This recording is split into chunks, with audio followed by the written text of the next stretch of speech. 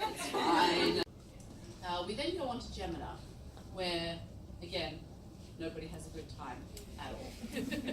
Throughout Illuminate, they're sending SOSs ahead and desperately hoping that somebody is going to answer them and come and rescue them.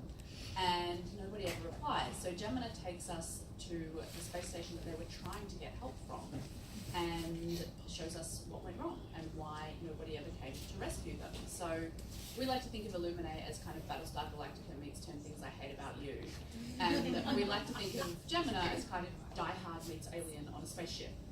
And that brings us to Obsidio. So when our heroes ran away from the planet Corenza in book 1, they did not leave an empty planet behind. They left behind those colonists who could not make it onto the refugee ships. And they also left behind the occupation force, who were only meant to be there for 2 weeks, but now had a broken jump platform and couldn't get out of the system again. So it's now been 7 months. It's a very icy, snowy planet. And to continue a series theme, nobody has been having a good time.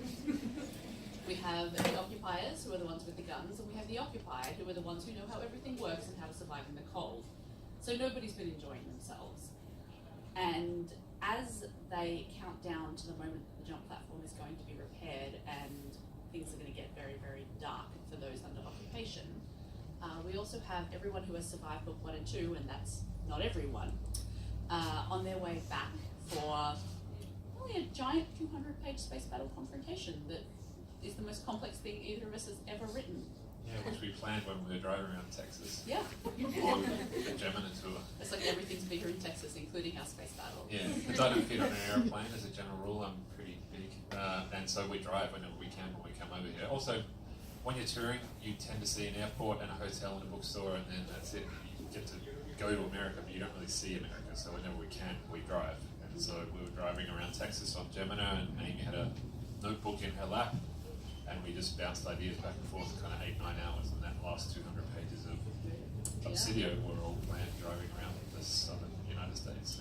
Yeah, it was us with kind of like a grid along the top showing like 10-minute increments of the time throughout the battle, and then everyone else, all the people involved down the side, so that you could sort of plot where everyone was every 10 minutes. Because if you need someone to be an hour away, you've got to start them running at minute 0 if they're going to be there at minute 60 if they're on foot. So that was one of those moments when you get halfway through it and you go, oh dear, I think this is cleverer than we are, what have we done? But you're in it, you know, and you've just spent, nearly 2,000 pages setting up for it, so it's happening now. So we don't have heaps of time, so we want to make sure we sign everybody's books.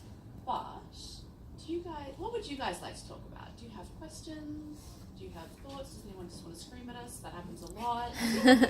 No, legit, like we're in Australia, so our morning happens when, just as your day is wrapping up, which means you've all had all day to just log on and all caps tweet, how could you, at us over and over again. And that's pretty much our morning routine in Australia, right? Just waking up to just the internet. Twitter rage, yeah. Yeah, it's quite a thing. Anyone have a question? I love, I think that was one of your tweets, and you go, we bask in the tears of our readers. Oh yeah, but I mean, you guys wouldn't enjoy the books if it was just 2,000 pages of people sitting around having a tea party, right? Yeah. I feel like anyone who goes into Obsidio at that point, like, you know, you've read 2 books and you have no excuse for acting shocked or distressed by the fact that terrible things happen. I mean, you've literally had all of Illuminate and all of Gemina to get used to it. Yeah. Oh, Thank you for being first. I was comparing some handwritten notes in Obsidio to your signatures. And I was wondering For if purposes you of guys, identity fraud. you guys handwrote stuff for Obsidio. That was you My guys. friend, you were the first person to spot that Easter egg. Congratulations. Yeah, wow. Yeah. I'm not sure what you win, but Glory. you know. Yes, Reese's handwriting is my handwriting. If anyone is going to forge my signature, it's available on the internet. You have a sample of my handwriting. So going forward, identity thieves. Yeah. And yeah, Ash's handwriting is Amy's. Yeah. There's a point in the book at which our 2 leads pass notes back and forth, and we said to our publisher, wouldn't it be fun if we just did that ourselves? And they let us do some good stuff for these books. They really do. Anyone else? Yes. Kind of, I guess, on the more technical side of things, what was the research process for the series like? Because there's a lot of like technical hackery. Is there ever? So we wrote it first for the most part. I mean, we watched a whole bunch of SciShow Space and a whole bunch of Commander Chris Hadfield videos. You guys know who Chris Hadfield is? He's like a Canadian astronaut. He was up on the International Space Station. He did a bunch of videos showing you how much more difficult life becomes when you don't have gravity. So he would do a video of how hard it is to brush your teeth when the water doesn't fall down. It just stays where you leave it. So we watched a bunch of that kind of stuff on YouTube. We went to talks by astrophysicists in Melbourne, and then we wrote what we thought we should write, and then had it vetted by an astrophysicist buddy of ours. Yeah. So initially we got a lot of the stuff, well, some of the stuff wrong, because a lot of our ideas about space were generated by the movies that we've seen, and Hollywood tends to sacrifice fact for the sake of spectacle. Imagine that. Hollywood not telling the truth. Not We telling were the entire shocked. truth. So the example we use for this is the airlock trope. You know, if you're standing in an airlock and someone opens the door and you get sucked out into space, that actually doesn't happen at all. Our astrophysicist buddy said you would feel a stiff breeze in your face as all the oxygen escaped. Yeah, like a hairdryer. Yeah, like someone turning on a hairdryer in your face. And then you would just asphyxiate and then you would die. You wouldn't get sucked out anyway, or you wouldn't flail, you wouldn't freeze, depending. Space is either extremely hot or extremely cold, so the myth of your blood boiling or freezing solid doesn't always work that way. And also, before you died, you would feel a peculiar sensation. Researcher accidentally got locked inside the vacuum chamber. We say accidentally. We have questions about that. Not sure how it happened. Yeah, He like may have just been a jerk at the Christmas party or yeah, something. just like throw his pen in and be like, oh Bob, can you get that? And slam the door. Let's see what happens. But he did survive it. He lived, and he got exposed to vacuum. He passed out after 15 seconds because that's just what happens. All the oxygen in your body just leaves your body. By any means. By any means necessary. But he said the last thing he felt before he passed out was the saliva in his mouth beginning to boil. And that's because when you're in vacuum, there's no air pressure, and when there's no air pressure, the boiling point of liquids is drastically reduced, so the radiant temperature being generated by your body heat, is enough to make the spit in your mouth and the fluid on the surface of your eyes start to boil. And it's not like boiling hot, it's like pop rocks going off in your mouth. So yeah, if you ever get locked in an airlock and someone opens the door, you will feel a stiff breeze, and you'll think to yourself, I don't remember eating pop rocks, and then you'll just die. It will not be But dignified. it's a lot less impressive than watching someone shoof out into space, which is why Hollywood does it. So we fell into a few of those traps, and our astrophysicist kind of steered us through. Yeah, because our rule is everything has to be either scientifically provable or scientifically plausible. Because we can't prove it all yet. If we could, this event would be happening on a spaceship as we all went somewhere awesome. Yeah. But we do know that, you know, the rules of physics aren't going to change. So, well, I mean, you should kind of asterisk that. It's a very complicated condition in which they might.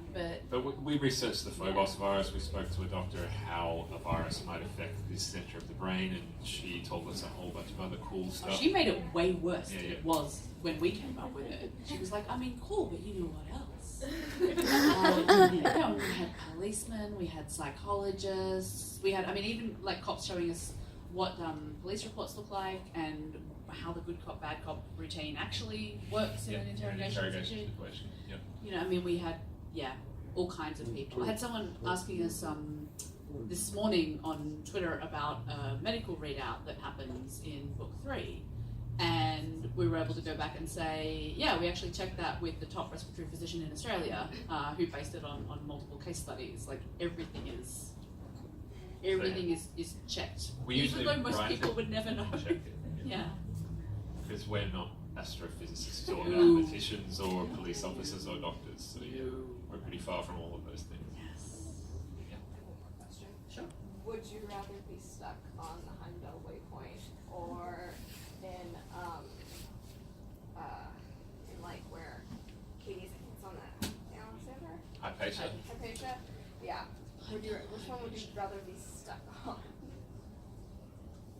Statistically speaking, Hypatia. You Yeah. know, the higher probability of living. Of just not being dead. Yeah. I think Yeah. I'm not sure what the proportions are, but a lot more proportionately, a lot more people died on Heimdall than died on Hypatia. So Hypatia is probably the place to be in the whole trilogy. Actually, if you're there, you're safer. You're not necessarily safe, but you're safer than anyone. I mean, if you have to be in this series, and you can't be Ella's friend Zoe, who just went away on holidays for Terra Day and left her fish to be babysat and is therefore off screen the entire time, then I think probably what you want to be is someone who lives on Corenza, gets onto the Hypatia in the initial evacuation, finds a corner and just like bunkers down. You want to be for 7 totally months. unskilled as well. You don't want to actually have a talent because You'll you get probably get conscripted, conscripted. So you want to be bad at everything Yeah. on Hypatia and you'll be fine. Hiding in a corner and just wait for it to be over. Yeah.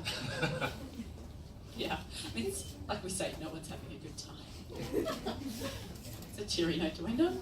I think there was one. Oh, yeah, there let's was, go. yeah. That's an awesome question. Oh, thank you. Yeah, we're supposed to talk about that, eh? Yeah, yeah. At the beginning. So yes, I have. Okay, I'm going to do a show and tell. Let's do. So this is coming out next week, but we are allowed to sell it today because my publisher said that since I was here, you guys could get early copies if you wanted. It's called Ice Walls. It's my very first ever solo book.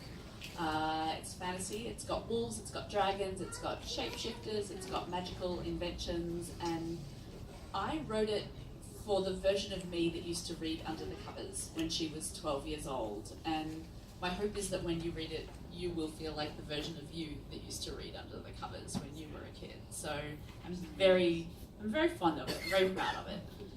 And Jay? So I have a book called Lifelike. This is a sampler. We have them for you today. That's out at the end of May this year. So it's kind of a cross between Romeo and Juliet, Mad Max Fury Road, and Blade Runner. But like old good Blade Runner with Harrison Ford, not bad new new bad Blade Runner with Ryan Gosling, because Ryan Gosling Blade Runner was a bad film. So it's old good Blade Runner. And yeah, that comes out at the end of May this year. So there's a pre-order campaign that's just starting up this week, and the details of the pre-order campaign are in this little sampler, and there's the first 2 chapters as well. So if you like it, you can pre-order it and get free stuff.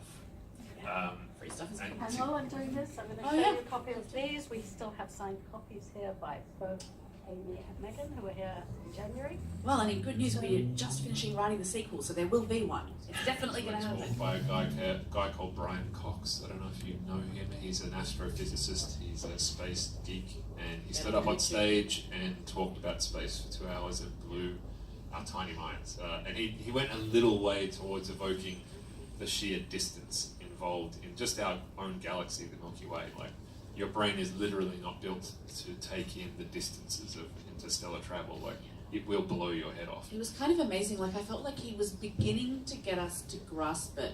And then as we left the talk, I could already feel my ability to comprehend it draining away because you protect yourself. A lot of fun with this series, and we'll tell you more about it in a few months. Once. So that'll be out this time Next next year. year, yeah. Is it the Liberty Files? No, so it's not an alternate format book. It's a traditional narrative book. There's a bit of weird design in it because it's us and that just happened. But instead, for a challenge, we thought we'd go with 7 points of view. So that's keeping us busy instead. Since you don't have a tour there, they asked me if you could shout out their names, if that's okay. Sure. Hang on. Let me do this. All right. This is an Abby book as well. Yeah. You want me to take the photo? Yeah, sure. I'm just waiting for them to shout out some of my friends. They're asking me to have some books signed, but the shipping is too expensive, so I'm like, okay.